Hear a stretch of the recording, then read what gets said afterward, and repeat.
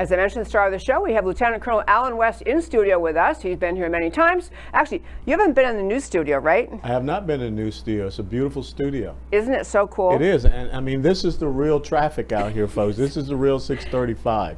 It is the coolest thing. I know. I love this studio, love having it. So Lieutenant Colonel West is here. Actually, this is the first time he's been here, I believe, since he became the chairman of the Texas GOP. And that happened in an election on July 20th. So here we are in Texas, which is really a red state, but the left is trying to argue we're a purple state, and maybe they can turn us blue. There's a massive effort of money pouring into the great state of Texas to try to flip this state from red to blue, or maybe red to purplish. And so we had an election in Texas, really by Texas activists, by people who are delegates to the state convention, to choose our chair, and Lieutenant Colonel Alan West ran for this position and really won overwhelmingly. We had a very nice guy who was the previous chair, but this is a time we need fighters, we need people who can stand up and inspire people, and this is why, in my view, why we had such a significant victory with Lieutenant Colonel Alan West. So first, congratulations for winning. Thank you so much, Dave. It's good to be here with you.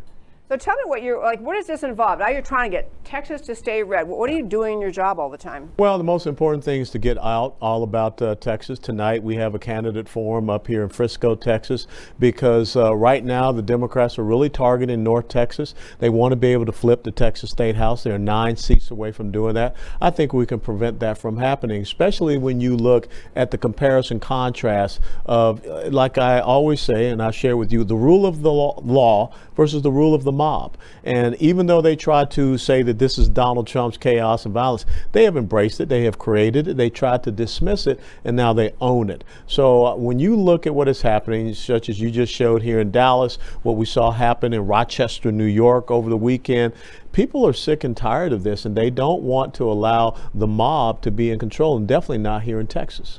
Well, that's actually, I love you said the mob versus the rule of law, because it is a big effort. If you read any of the left-wing websites, which I will confess I do to try to stay informed. You have to. Yeah, you have to.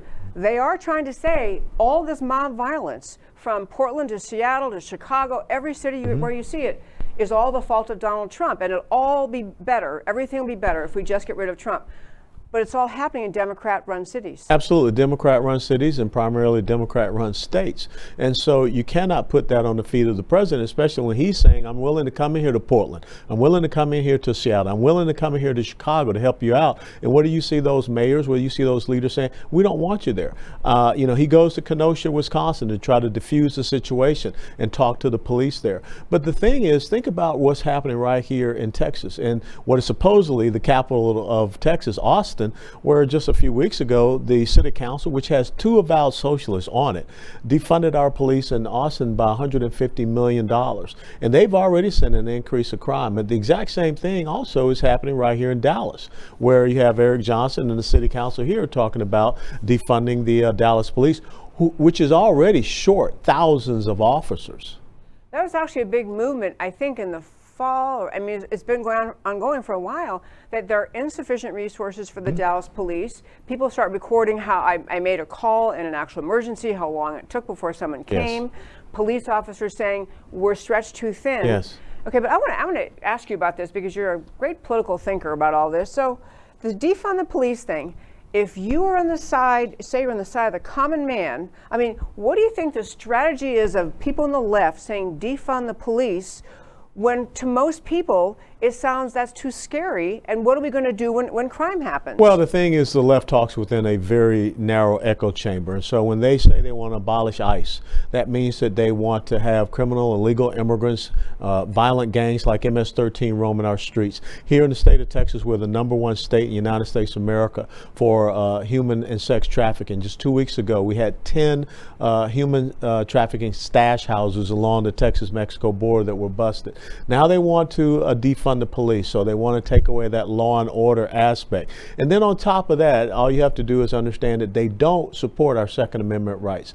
Kamala Harris, the vice presidential nominee, has said that she will use executive orders to eliminate the Second Amendment. And we saw what happened to the McCloskeys up in St. Louis. So the mob goes onto their private property, they try to protect themselves, and the DA there and the mayor there support the mob. They come in and take away their weapons and charge them with a felony offense.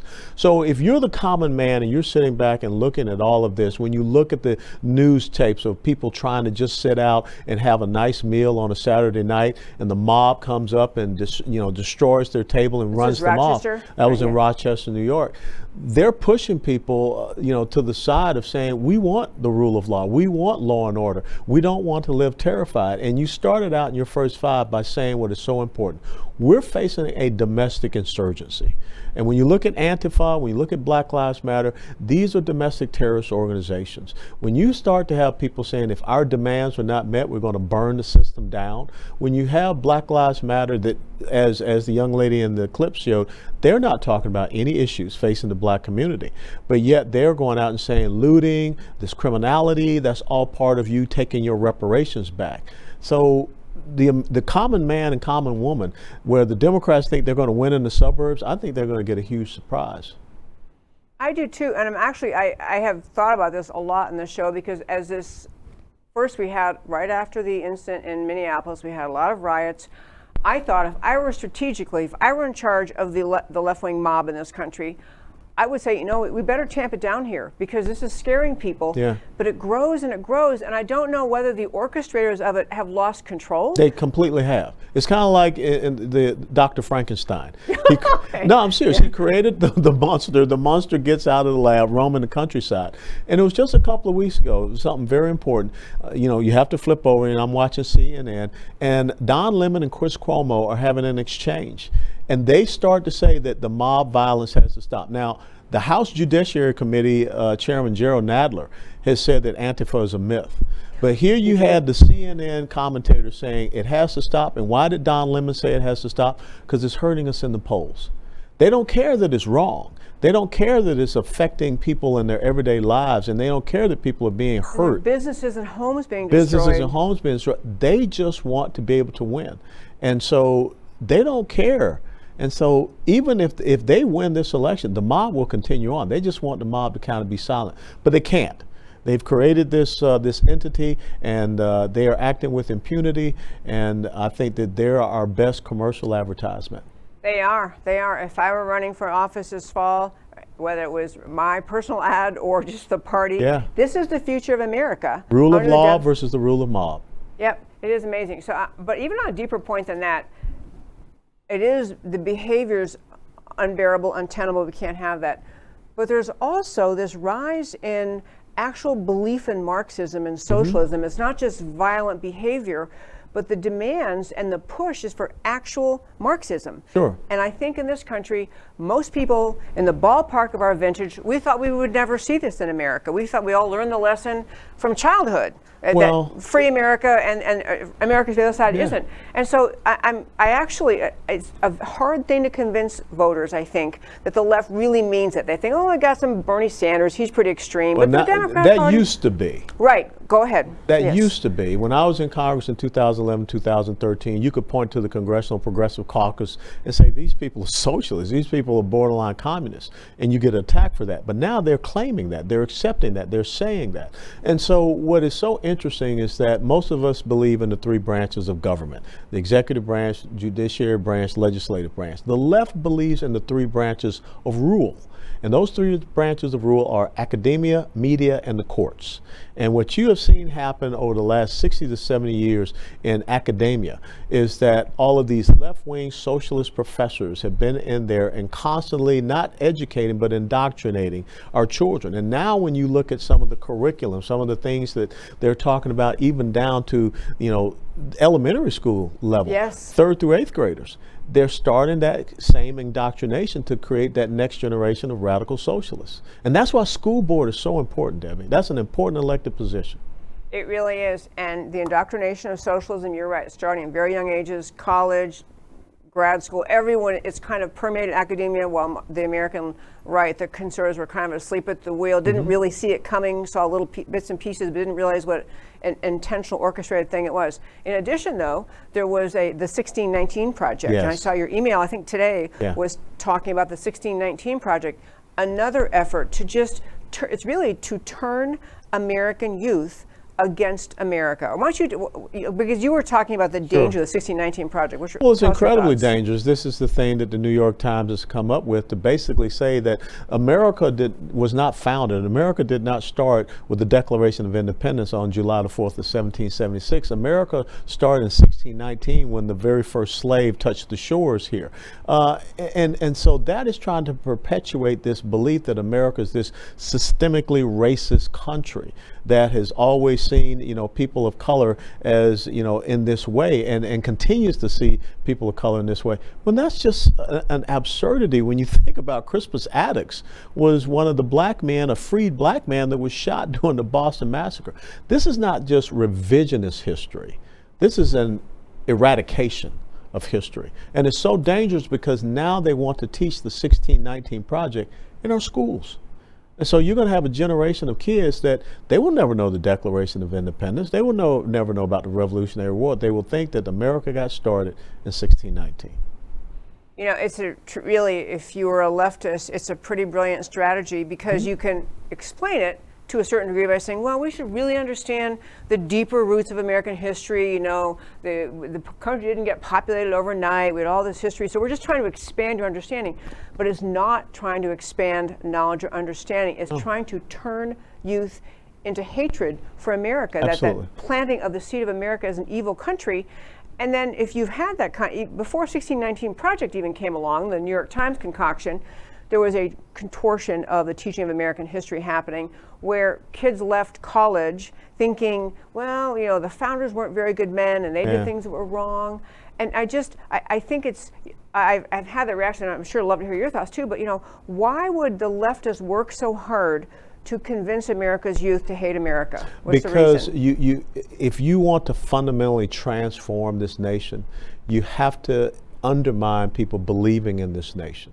And that's exactly what they're doing. When you have students at the University of Virginia that want to take down the statue of Thomas Jefferson, the very man that created the University of Virginia, the man that wrote the Declaration of Independence, third president of the United States of America, that shows that our kids are not being taught. They're not being taught civics, they're not being taught history. When you have the mob that goes out to Boston, Massachusetts, and defames and defaces the monument of the 54th Massachusetts Infantry Regiment, not realizing those are the first black men to wear uniforms in the United States of America, freed men and former slaves, or when you tear down the statue in Rochester, New York, of Frederick Douglass, the man who, the advisor to President Abraham Lincoln, absolutely, who helped create the Emancipation Proclamation. That shows you they don't understand what history is, and the left is being very effective in this system of indoctrination. Oh, they worked him into irrational hatred, irrational anger, and because they're so angry, they feel like their destruction and their outrage is justified because what they've been taught. They have to take it, and you combine this on top of that. When we started the culture of the participation trophy, when we told kids that you are supposed to get something for doing absolutely nothing, now we see how that has, permeated. And these young people now believe that they should be getting something for doing nothing, which means they're going to go out and loot, they're going to go out and take because they feel like they deserve that. And actually, it's also wedded to the socialism idea. If you're planting the idea that capitalism is unfair, free markets are unfair, these rich people, they just won life's lottery and you have less because the system's bad, you're entitled to their stuff. But every one of those kids has an iPhone or an iPad. Because of free market, free enterprise capitalism, the innovation, the ingenuity that is produced in a society such as this. I saw that President Trump is saying we have to return to patriotic education. I thought it was a great choice of words. Yes. Because the left is because the answer, they don't want patriotic education. They don't want to call. But I would love to have you talk about what you think kids should learn about America, what the patriotic education should look like. Kids should learn the true history of America. The good, the bad, and the ugly. History is not there for you to like or to dislike it. History is there for you to learn from. As George Santayana said in the late 1920s, those who fail to learn from history are doomed to repeat it. And if you really want to talk about the true purveyors of systemic racism in the United States of America, that's why the documentary Uncle Tom is so powerful. All you have to do is look at the Democrat Party. And I think that what they are trying to do is erase history because they don't want people to really know who they are.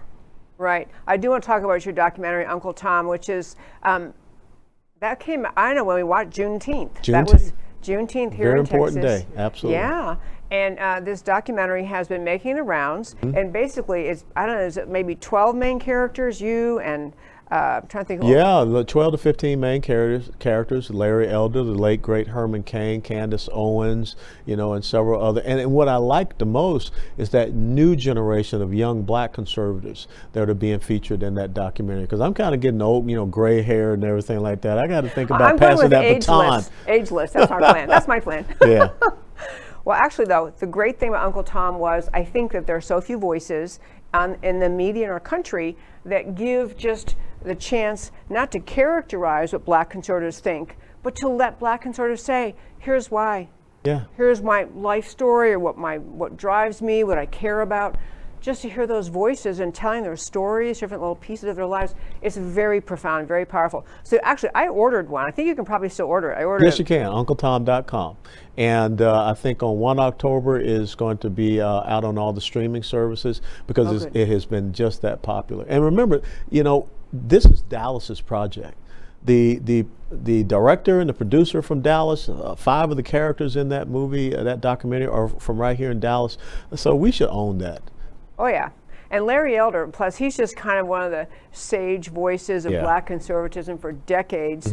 And actually, I've often thought, because he's been so articulate and consistent and steady, and I watched Candace Owens kind of shooting up into national fame, and I've had that thought, he probably thinks, I've been saying that for decades. But, she's another voice. She's a great new voice out She's there. a great new voice, and she brings a different face to it and a different energy. And like I said, she's connecting with those young black conservatives. And I'm telling you right now, Debbie, you will probably see President Trump in this election cycle get between 15 to 20% in the black community. And if he does that, the left is sunk, and they know that. And that's why they keep stirring the pot of racism.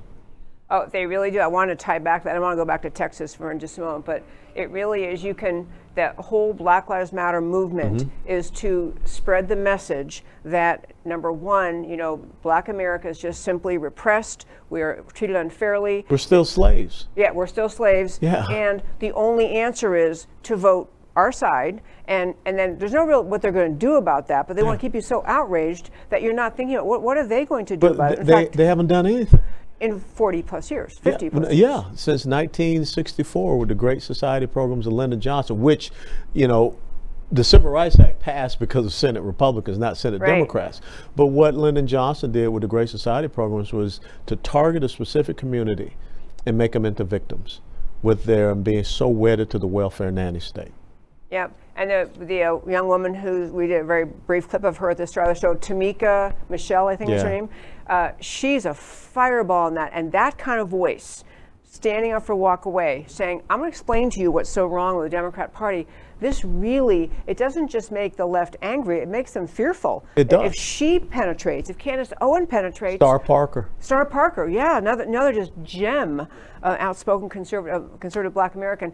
It's really hard for them to keep up their messaging that all Republicans are racist, everyone who's black in America is a victim, everyone hates you, and people go, I don't think so. I listen to Star Parker and Lieutenant Colonel Allen West and all these other folks, I don't think so. So getting back to Texas. Yeah, I know you're going around inspiring people. I look around Texas and I know we tend to hang around with our own. I can't imagine a Democrat victory here, a massive victory, but so are you targeting certain groups? Are you targeting certain areas? Or what's your plan? Well, the thing is, when I go out to East and West Texas, which are really the shoulders of Texas, you got to talk to them about making sure we have 75% or higher turnout. We need them to be strong. But when you travel down the spine of Texas, which is the I-35 corridor, you want to go in those different communities that have not heard our message, and you want to be able to represent that. You want to look at those precincts that in the last couple of election cycles have trended from red over to blue, but I think we can get them back. And just make the simple case. Why in the state of Texas, with our oil and gas industry, would you support candidates that want to decimate the oil and gas industry? What does that do to the 10th largest economy in the world? The #1 exporter of liquefied natural gas is Port Arthur, Texas. Why would you want to side with people that don't want you to be safe and secure? They want to get rid of the police. They want to undermine your Second Amendment rights. We can just go down the line of how they will take this incredible state, the Lone Star State, People are moving here because of our growth, our opportunity, our promise, our policies. Yes. But so why would you want to make it look like a place that is failing, where many of you have fled from, being in California, Illinois, New York, and New Jersey? So I think the more that we continue to hammer that message, and the more that we continue to draw that contrast, early on, a lot of these media outlets, leftist media outlets had me on in Texas, but when they start hearing that truth, when you tell them that the Republican Party of Texas was founded by 150 black men, they kind of get uncomfortable with having you on. You weren't supposed to say that. You're not supposed to say that. You're not supposed to tell that truth here. We're supposed to dominate the narrative. We're not going to allow that to happen. We're going to be on the offense here in Texas. Well, I love all the gifts you have to bring to this job, because one is, prior to your being chair, you've been a member of Congress and you served in the military, and thank you for your military service. I'm always grateful for that. But you also served in a policy role, heading up NCPA. And partly, you were talking about a moment ago about why would you want to support a party that's essentially going to drain jobs out of the energy industry. Connecting those dots, you can have big oil is evil and oil is evil. But that means families in your town won't have jobs and they can't put food on the table. Those kind of dot connecting things, I know, because I've heard you speak so many times, you're very, very good at. And I'm sure that's really impactful. Well, it is very helpful to be able to, have that conversation with the everyday man and woman, to get them to understand how these policies affect them in their homes. When you talk about the fact that Joe Biden has come out and said that, he's going to get rid of all charter schools very early on. So that takes away educational freedom and educational choice from parents, and especially in minority communities where they want to have the best for their child. Oh, they do, and they're dictated by zip code answers. It's not good enough. Okay, one last thing today. It's so much fun to talk to you. Back to the defund the police thing, though. The people who really should be most offended by that are women, number one, and people living in lower income areas, because more crime happens there. In the lower income areas, you want the police to get there and get there quickly in enough numbers to keep you safe. It just seems like the craziest message: defund the police so that lower income communities are going to have more of a problem with crime and not fight it. Because the really wealthy suburb types, they have private police forces, they have gated communities. But even the gated communities don't keep you safe, because we saw what happened with the McCloskeys. So it's an interesting argument, because why isn't Black Lives Matter in Chicago? In 2019, there were only 9 unarmed black men that were shot by white police officers in 2019. But we can just look at the past couple of weekends in Chicago or some of these other places. So why aren't they going there to address the issue of black on black crime? So absolutely, people are getting that. And the biggest poll number out there is the amount of firearm sales, the fact that you cannot find ammunition, and the fact that women are the #1 demographic taking concealed carry license classes. Now, they're not doing that so that they can just give that weapon to Robert Francis. For dove hunting. For dove hunting. But they don't want to give that weapon to Robert Francis O'Rourke in 3 to 4 months. I just think that women, I think that's an untapped argument for women too, because I do think that, if you're a big burly guy, you may have a chance against a criminal, but most women, if you are feeling insecure, you want to have a weapon and you want to know how to use it. And the idea the government's going to say, don't worry, you don't need to have a weapon. We're Call taking the your weapons. Social worker. 911 social worker. We're taking your weapons and we're defunding police, but don't worry, you'll be fine. What kind of message is that to women? That ought to be a message of every Republican. And that's what I try to tell all of our candidates. That's the message that you send. And when you just expand off of that basic theme, it's the rule of law and law and order, or the rule of the mob. And people can connect with that. You got one or the other. That's it. Yeah. Lieutenant Colonel Alan West, I'm so glad you could come in today. Thank you so much for joining me. My pleasure. Great to have you. Actually, quickly, your website for people to come read and make donations to Texas GOP. TexasGOP.org, or you can go to the Republican Party of Texas. And remember that we are the storm. Oh, okay. I'm sorry. We're not going anywhere. This is the motto, which I meant to. We are the storm. That is the best line. You can just tell. Go ahead. Where are you? Well, it comes from a little, saying, poem, whatever you call it. It says, the devil whispers to the warrior, you cannot withstand the coming storm, but the warrior whispers back, I am the storm. I love that. And I'll tell you, my very fine friends, you can get hats, t-shirts, and other goodies that says we are the storm. It's the best motto ever. So with that, Lieutenant Colonel Alan West, thanks for coming in. Thanks, Debbie. So folks, I do want to encourage you to go to that website, TexasGOP.org. You can order. In fact, I meant to do that and I got behind, a little busy, but I meant to wear that hat today that says we are the storm. Great, great idea.